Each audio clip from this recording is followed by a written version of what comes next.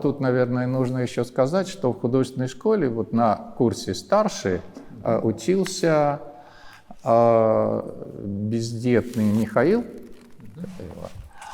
Бездетный Михаил – это особый вот тоже замечательный пример, вот, что может получиться из человека, который сначала был художником и, в общем-то, стал профессиональным художником, закончив художественное училище. Он еще работал несколько лет в Грозном, выставлялся. Вот.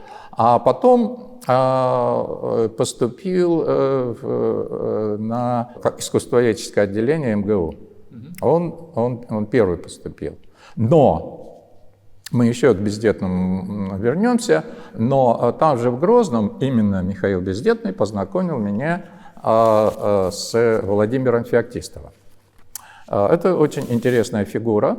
Он не закончил, он до сих пор говорит, что он ничего не закончил, кроме школы, причем вечерней, и вот также обучаюсь в училище, правда, в Махачкалинском училище.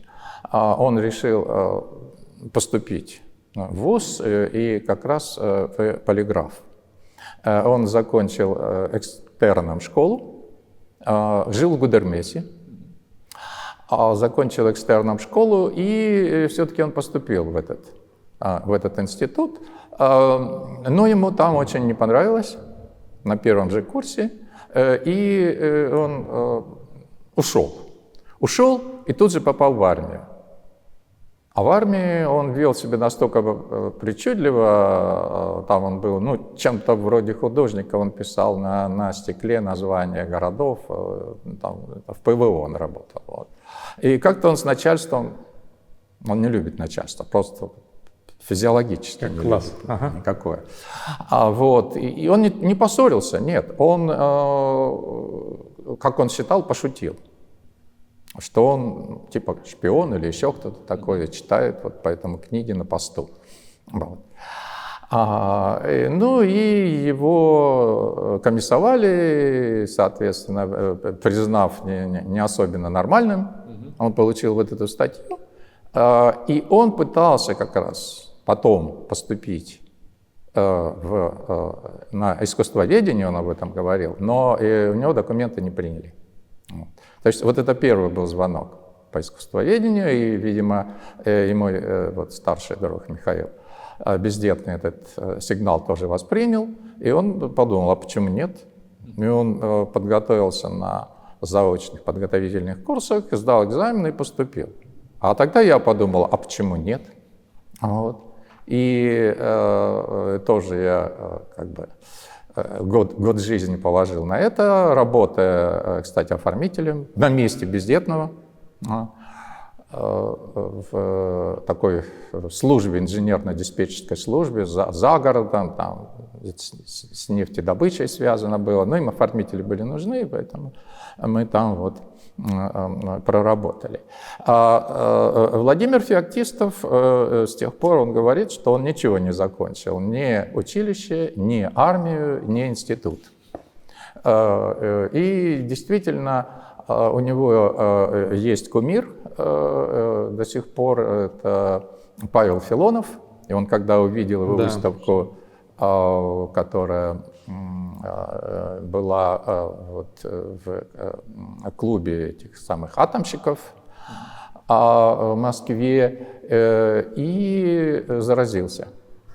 И вот по вот этой картине, которая была написана в 1995 году и называется «Смерть в Грозном», тут вот на фоне руин все происходит, очень хорошо видно, что он, как я его называю, верный филоновец. Вот были у нас раньше верные ленинцы, а он верный филоновец. И в чем это видно? Очень манере, хорошо видно в том, как он понимает форму, как он даже не цитирует, а он как бы работает вот в этом ключе, но вполне самостоятельно и узнаваемо, его теперь узнают.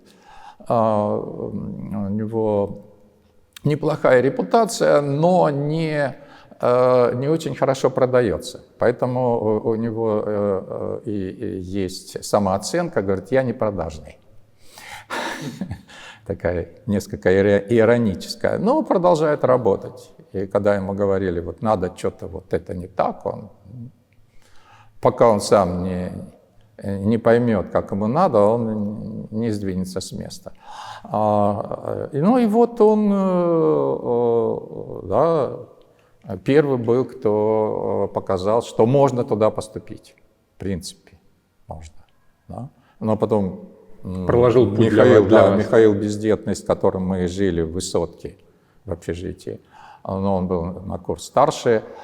И он тогда очень увлекался Сезанном, а у него дом был в Грозном. Его дом практически был виден с балкона нашей четырехэтажки, такой блочной. И потом я у отца спрашивал после вот всего этого уже в 95-96 году, а как там Мишин дом? Он говорит, там все в крошку. Вот, от нашего дома, это центр, до Грознефтяной, если кто знает Грозный, представляет эту площадь, все было естественным образом, да, уничтожено. Ну вот, и он постепенно стал писать иконы, пишет их до сих пор, вступил в сан. Вот, и теперь отец Михаил в одной из церквей города Ессентуки. Там служит, да? Там служит, да, он мне все время присылает фотографии, вот прислал самые свежие фотографии, где он возглавляет крестный ход на Пасху. Последний. И вот так вот дружески отчитывался иконой, напишет икону, как правило, высотой там 1,5 метра, и, соответственно, присылает мне фотографии, ну, в электронном виде. Вот. И тут я ему сказал, что видно, что это ты делаешь. Он говорит, да, это интересно, искусство, говорит, это соборное. Да, оно же должно быть обезличено определенным образом. Но раз так чувствуется, что ж с этим делать, дескать, ничего в этом страшного нет. Он был колористом, в общем-то, и сейчас мы, когда с Кадочником вспоминаем наших каких-то, так сказать, вот друзей и знакомых, он как раз и говорил, что что же это Миша пошел не по живописному пути, он был замечательным колористом. И у меня, кстати сказать, сохранился эскиз его дипломный, вот, где он изобразил в духе, опять же, Павла Кузнецова, чеченскую мать с ребенком, ну, восточную, так, на фоне аула. И потом он уже шутил, говорит, ну, я все время пишу мать с ребенком. Когда писал Богоматерь. Светскую, да, то или Богоматерь. Вот так я оказался в МГУ. Ну, а в МГУ, конечно, меня прежде всего поразила атмосфера исторического факультета. Ничего подобного нигде я не видел, потому что вот уже где был жесткий идеологический контроль, так это там. Я забегаю вперед, скажу, что когда я уже работал в Архангельском, и к нам приезжали всякие важные люди, включая членов Политбюро, то их окружали, понятное дело, люди в погонах, в тех погонах или не тех, это другой разговор. Ну и с одним из них зашел разговор, поскольку я был дежурным по музею в этот день. Он спросил, историко-архивный закончили? Я говорю, нет, я закончил исторический факультет Московского университета. Он так задумался и говорит, ну да, если в историко-архивном есть там 2-3 антисоветчика, то на историческом вообще за несколько лет, то на историческом факультете их каждый год человек 5. Такая оценка была исторического факультета. Ну и действительно, даже на моих глазах люди на семинаре высказали какие-то там совершенно поперечные мысли учебнику на семинаре по философии марксизма. Это был уже этап, второй, так сказать, этап. И разбирали работу Ленина «Государство и революция». Все как бы, так сказать, по-другому растолковано, что мы живем, и вывод был такой, что мы сейчас живем не по-ленински. Ну и потом было такое суровое комсомольское дело, кого-то отчислили там, и так далее, и так далее. Да. Ну и началось все с того, что меня там стали прочить в бюро комсомольское, я говорю, я не могу, вот мне надо взносы заплатить, я вот взносы не платил, ну, потом будет видно, а там надо было сразу. А когда они выяснили, что я взносы не платил целый год, на меня сразу завели дело, тут же. И я вполне мог на первом курсе вылететь из университета. И что, пришлось платить? Нет, платить, пожалуйста, я готов был заплатить. Но и заплатил потом, но главное, что я нарушил дисциплину. Вот это меня поразило, конечно. Сразу. Первый раз столкнулись? Да, первый раз столкнулся, и председатель этого бюро голосовал за то, чтобы меня вот исключить из комсомола, а это значит автоматом исключают и из университета. Да. Хотя странно, потому что не комсомольцы учились в университете. Это в общем-то, известно. Ну и спасла меня аспирантка Вера Дажина, Вера Дмитриевна, которая занималась Ренессансом, а я ходил уже там с первых месяцев на НСО, на заседание научного студенческого общества, и там уже какие-то доклады делал, и она вот выстроила уже такую речь с тем, что я такой перспективный, значит, студент, уже вот в НСО себя там проявил и все такое прочее. И, видимо, все-таки вот это умение женщины убедить, большинство мужчин там убедило. И голосовали за вынесение строгача, а не исключение из комсомола. Это начало моей учебы в университете, а закончилось тем, что меня выселили из общежития. Такие вот скобочки. За то, что в моей комнате была устроена пьянка 1 мая, а меня там не было. Ну, там оказались мои друзья и знакомые, не было или не было, это уже не столь важно. А там оперотряд, соответственно, слушает шумы, и на эти шумы реагируют, и пришли на шум в комнату, обнаружили все это нарушение, тут же все такое. Вот так все это мое завершилось пребывание. Что касается выбора стези, то выбрал я, честно сказать, в обстановке не особо эстетической, стоя в очереди в столовой. Так. Надо было выбирать уже на 3-й курс подходил, надо было выбирать. Специализация. Одна специализация, да. Я сразу отмел кафедру, которая сейчас называется кафедра всеобщей истории искусства, поскольку с языками не особо дружил, а без языков как можно было заниматься зарубежным искусством, там, хоть восточным, хоть западным, хоть каким. И второе обстоятельство, может быть, даже более важное, надо же видеть это искусство. В наших музеях что-то есть, а чего-то нет.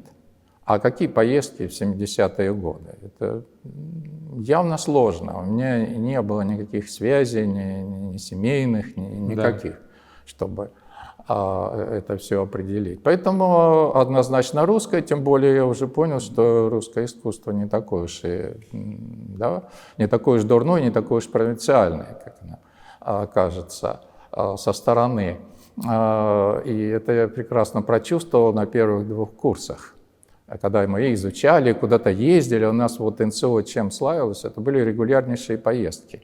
То есть как минимум раз в месяц мы на автобусе куда-нибудь ездили. Музеи, да, какие-то? Музеи, памятники архитектуры и так далее. Владимир, Суздаль, Тверь, Смоленск. Тверь нет, Смоленск, где у нас драка была на стенах крепости. Еще один шанс вылететь из университета, потому что среди нас оказался Сиксот.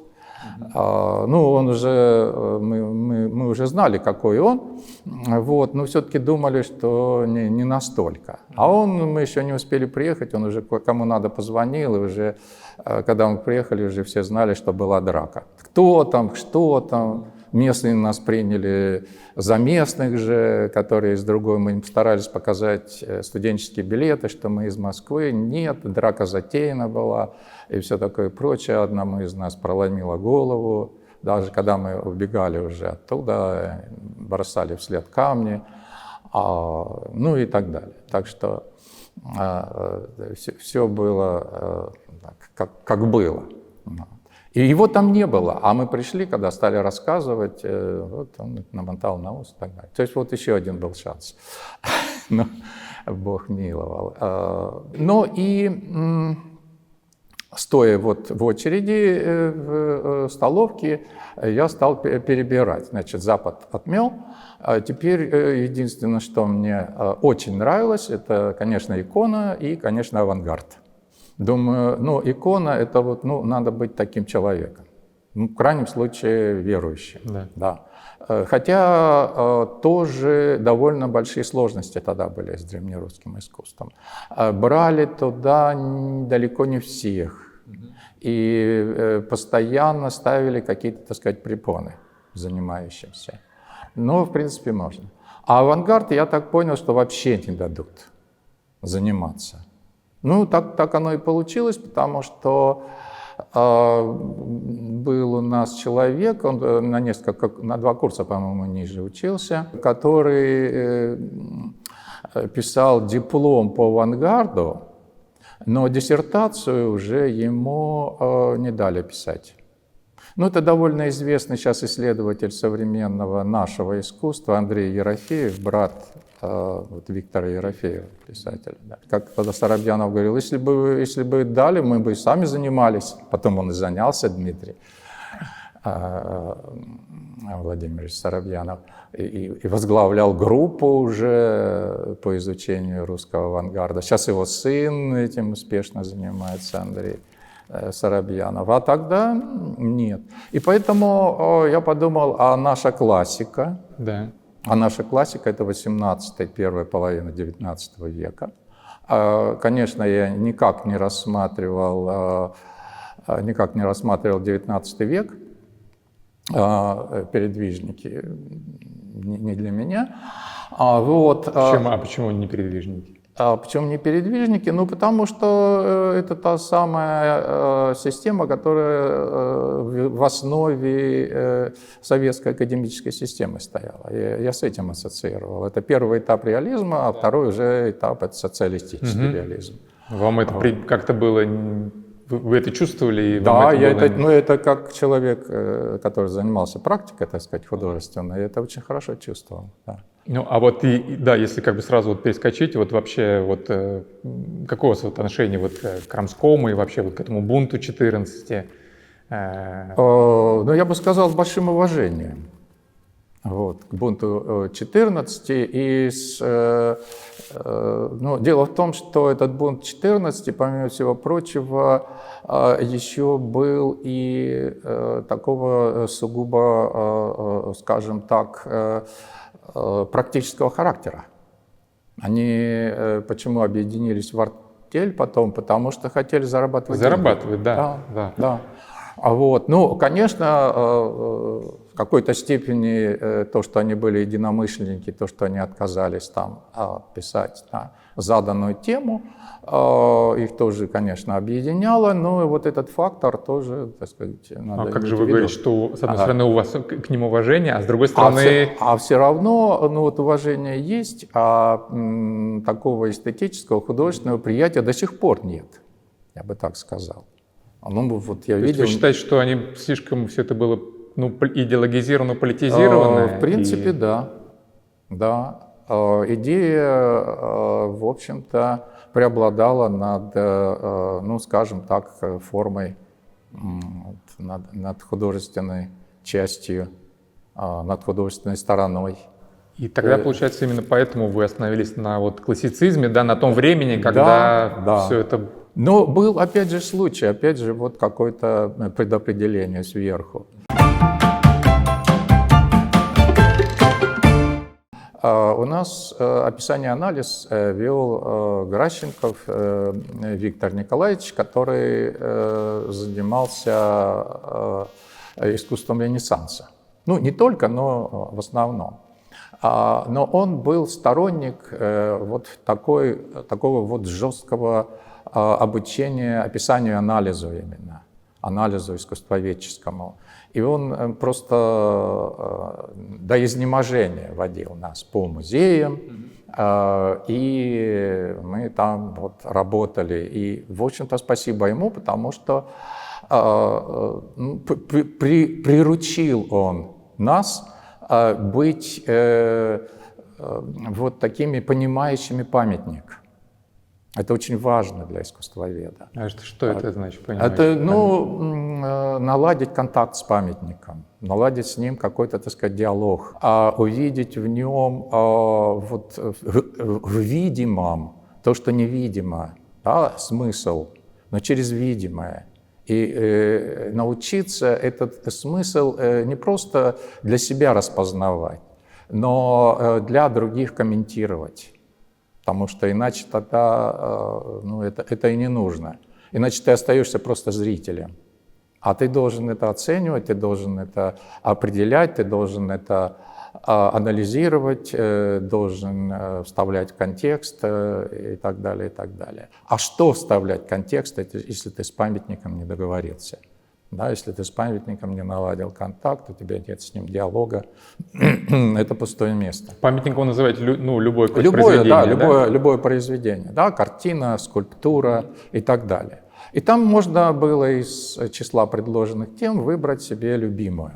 Я выбрал Майоля. Предвкушал, что я буду там заниматься Майолем, а по ходу дела, а у нас занятия происходили в Музее изобразительных искусств, он подвел вдруг нас к Майолю, к осени, как сейчас помню, Майоля, и заставил анализировать. Ну, неважно, что там происходило, я после этого и подошел, говорю, а как же, вот, типа, он говорит, ну, вы знаете, ну, может, вы что-нибудь другое возьмете? Вот, например, надгробие Собакиной, там тоже было, Мартаса, как раз 18 век. Я говорю, а можно я познакомлюсь с ним, да? На картинках, тогда толком не знал, первый курс все-таки. Ну и посмотрел, думаю, хорошее надгробие, почему нет? Поехал, посмотрел, это в Донском монастыре было, ну и дал согласие. А оказывается, у него от этого надгробия все отказывались, а кто не отказывался, то ну, буквально провальные были доклады. Я не знаю, что он там чувствовал или не чувствовал, но вот эта моя стойка перед этим надгробием в течение нескольких часов, этого вот анализа, который я в тетрадь записал, потом прочитывал, она меня как раз и вывела на то, что это искусство качественное, интересное, и что его можно изучать. И вот этот опыт, он потом у меня всплыл в этой самой столовой, и я подумал, а почему не 18 век? И когда я уже сидел за столом, да, и хлебал щи, у меня уже было полное убеждение, что буду заниматься русским искусством XVIII века. Вот таким образом я вышел на эту дорогу. А вела Ольга Сергеевна Ивангулова, тогда еще доцент, даже еще, по-моему, не доцент, и у нее сложилась очень хорошая система. И это тоже привлекло внимание. То есть сначала идет историографический курс, спецкурс, потом идет историографический спецсеминар, и спецсеминар, где читают доклады, причем в этом спецсеминаре, а потом это пошло вшире и было практически у всех преподавателей, присутствует от аспирантов до претендентов на специализацию. То есть там могли со второго курса приходить, с третьего, с первого, пожалуйста. Да. И вот тут я и попал, как говорится, в спецсеминар. Ну и началась работа. Конечно, я сначала, когда начал учиться, то мне хотелось как бы попробовать все виды искусства.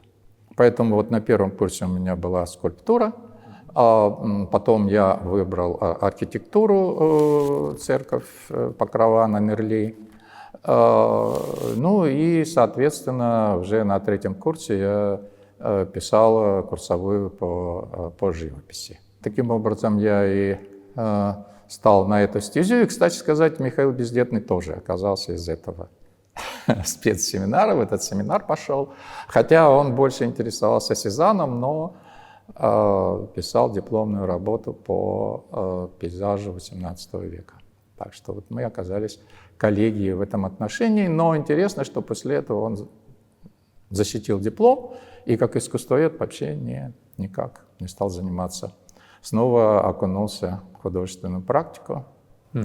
Ну, а вы, собственно, пошли по искусствоведению. Я уже закончил, да, и надо было работать, а я же не местный. И я стал ездить, предлагать свои усилия там, где меня возьмут либо без прописки, либо дадут какую-то прописку местную. Вот были такие варианты.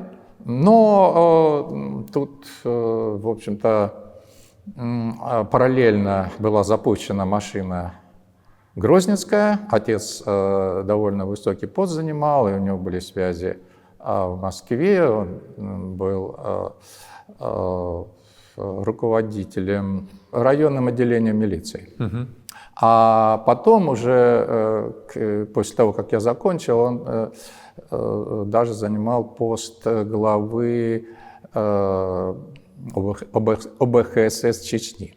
Понятно. Ну, это вообще такое, сумасшедший дом, и он, конечно, довольно быстро ушел. Но у него были знакомые, и они посодействовали прописке в общежитии. Да. Ну, вот так все начиналось, и я начал работать в музее-усадьбе Архангельская. Можем перейти, да, может быть, какой-то небольшой скачок, вот перейдем к книгам, да, которые, собственно, да. И музей-усадьба результат ваших трудов. Когда я работал, уже нужно было выбирать тему для диссертации, потому что я параллельно стал соискателем. Хотя, ну, опять же, судьба не судьба, но мое отношение к этому делу сыграло свою роль, не скажем там роковую, но свою роль. Дело в том, что вот я никак не мог понять, что такое научный коммунизм. У нас был целый предмет.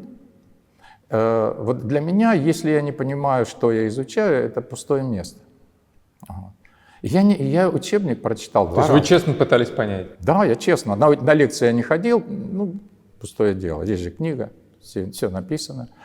На лекции не ходил, но книгу прочитал. Не поняли? Абсолютно не понял. Не понял. И с этим непониманием пошел на госэкзамен, где мне поставили 3. Тройка. Но дело в том, что 3 закрывала путь в аспирантуру. И это была целая скандальная история. Тот же Гращенков ходил и кричал, неужели он не может выучить. Мой научный руководитель Юлия Сергеевна плачет. То есть они хотели вас оставить, да, просто идеологически? Да. Ну как-то вы прошли? Ну, соискатель. Соискатель, там, пожалуйста. Понятно, просто, да. Диплом есть, соискателем может быть. И вот эта книга, это на основе диплома, я выбрал эту тему, русская миниатюра XVIII века, стал над ней работать. Над этой темой, это поездки, музеи, изучение коллекции. Дело в том, что миниатюру очень редко, сейчас еще реже, а тогда тоже редко выставляли. Вот она в запасниках где-то хранится. Да, она обычно в запасниках. Если только выставки. Ну, то есть это не очень привлекательно, что ли? Нет, не в этом дело. Это искусство довольно хрупкое, и это акварель. И акварель, которая, соответственно, подвергается изменению, если она долго находится на свету.